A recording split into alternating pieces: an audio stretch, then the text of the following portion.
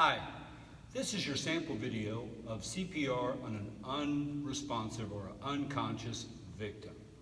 So there's a couple things before you begin to make your videos, and as you look at these videos, make sure that you check your format, that you're sending the video in. I will tell you the easiest way to do it is to upload it to YouTube, send me the link or attach the link in the assignment, and there's usually no problems with your video being sent. But do double check your format to make sure that it is open and available for me to watch your videos. Secondly is to print out the rubric and follow the rubric. Make sure you cover all the things that are on the rubric. So the top part is for the unconscious victim. The bottom part is for the conscious victim or a choking victim. That is in another separate video that you will see here. This one is just for the unresponsive or unconscious victim, okay? So two different kind of scenarios, at least as you kind of make your video. One is I want you to kind of talk your way through the fact that you may be alone or with someone else, and kind of give me both scenarios because it is a little bit different. First of all, if I come up on a scene, most important thing is I'm going to make sure the scene is safe. Don't need multiple victims. Make sure I'm going to look around, make sure the scene is safe, that I can approach the victim. If it is an adult victim, in this case this is an adult, the first thing I'm going to do is make sure 911's coming. I'm not even going to even check responsiveness or breathing yet. Somebody, hey, go call 911 if there's somebody nearby. If there's no one nearby, I'm going to go call 911. Whether I have my cell phone or I have to go get some help to come. When I come back, I've got 911 on the way. Now I'm ready to treat this victim. Especially, this is for an adult now. It's different for a child and an infant. So, going right down the rubric, first thing I'm going to do is check for responsiveness. Hey, buddy, are you all right? Can you hear me? Hey, bud, are you all right? Tap and shout. It's the same for the adult, for the infant, for the child. Tap and shout, okay?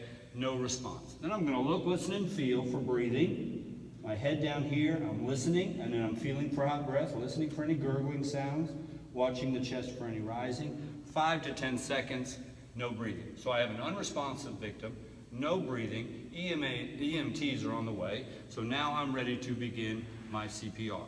So these are kinds of the things that you would talk through as you were presenting your video, which are clearly on there. I've got 911 coming all the way down. Now, I'm not going to do the rescue breaths first. I'm going to skip over that a little bit. I'm going to do the chest compressions. So I'm going to find the middle of the chest. The best way to do that is the nipple line. Right between the two nipples, the heel of my hand. I'm going to be up off my heels, square over the top of the victim, and I'm going to do chest compressions. 1, 2, 3, 4, 5, 6, 7, 8, 9, 10, 11, 12, 13, 14, 15, 16, 17, 18, 19, 20, 21, 22, 23, 24, 25, 26, 27, 28, 29, 30. Yes, it is to the song Staying Alive. Staying alive. So that will help with your rhythm.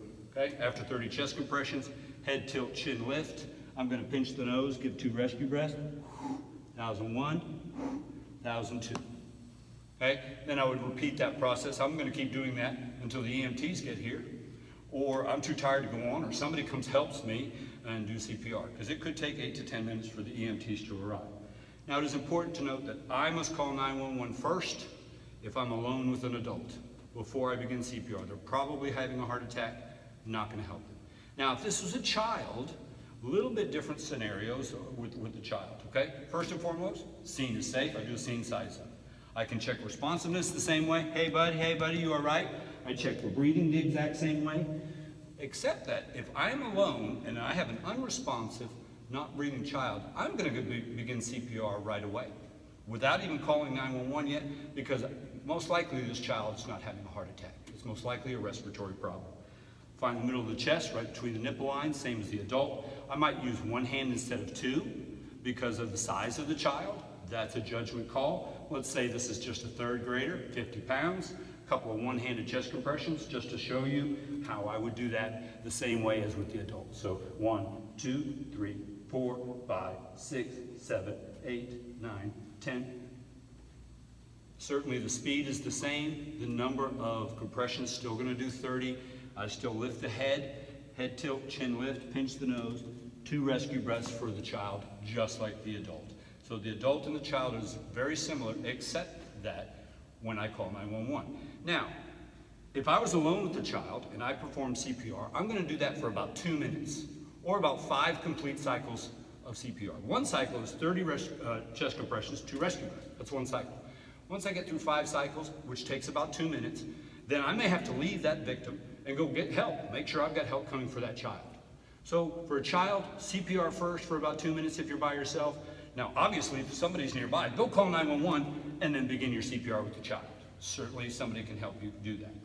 Now, with an infant, it is kind of the same thing. There are a couple of little differences with the infants. And I do want to mention this too, and I will at the end. With the infant, your chest compressions are going to be different. Your rescue breaths are going to be different. The similarity is going to be that this is a child, the infant, and you're going to treat it a lot like you would the other child. You're going to tap and shout for check for responsiveness. You're going to look, listen, and feel the exact same way to check for breathing.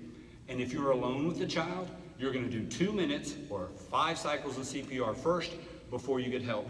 You're going to try to save that child, because most likely the infant is not having a heart attack.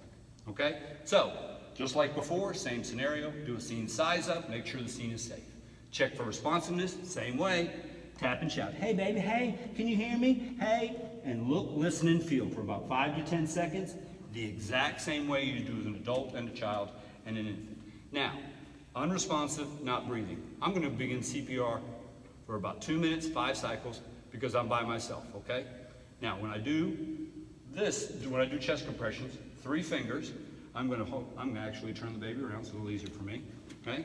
3 fingers, I'm going to put my my pointer fingers going right on the nipple line, lift that pointer finger, 2 fingers straight down, 1, 2, 3, 4, 5, 6, 7, 8, 9, 10, 11, 12, 13, 14, 15, 16, 17, 18, 19, 20, 21, 22, 24, 25, 26, 27, 28, 29, 30. Also 30 compressions, also the same rhythm as before. Now, for the rescue breaths, head tilt, chin lift. There is a slight difference here with an infant. My mouth is big enough to cover their nose and mouth, so I will make a tight seal over their nose and mouth, no pinching the nose. 1001, 1002, 1 complete cycle. I'll do 5 cycles, or about 2 minutes, then I'm going to go make sure I got help coming to save this infant. Now, obviously, if there was someone nearby and I could send them right away while I did the CPR, that would be great. So the last one, it says, explain the importance of knowing CPR and the techniques. So it is important that we know the sequence, and it's important that we be willing to step in and be that connection between us and the EMTs. In essence, we become the first responders in that case, because you're responding to an emergency that may be right in front of you, so make sure you do that. Now, obviously, I have some nice mannequins that I get to use. You're not going to have use of these. You may, from your local YMCA or rec department or somewhere where you could get your hands on it. But if you don't, that's okay. Use a large stuffed animal. A bear, I've seen some crazy things, a large pig. Use a large stuffed animal as your adult/child. For an infant, you can use a small baby doll or something like that to do the same. Those work just as well. You don't feel like you have to go out and try to find the proper mannequins unless you do have access to those. So I hope this helps you a little bit in creating your CPR video on an unconscious victim. Make sure you watch the other videos, the intro, and certainly watch the video on the conscious or choking victim. Okay, wish you luck, and I look forward to seeing those videos. Talk to you later.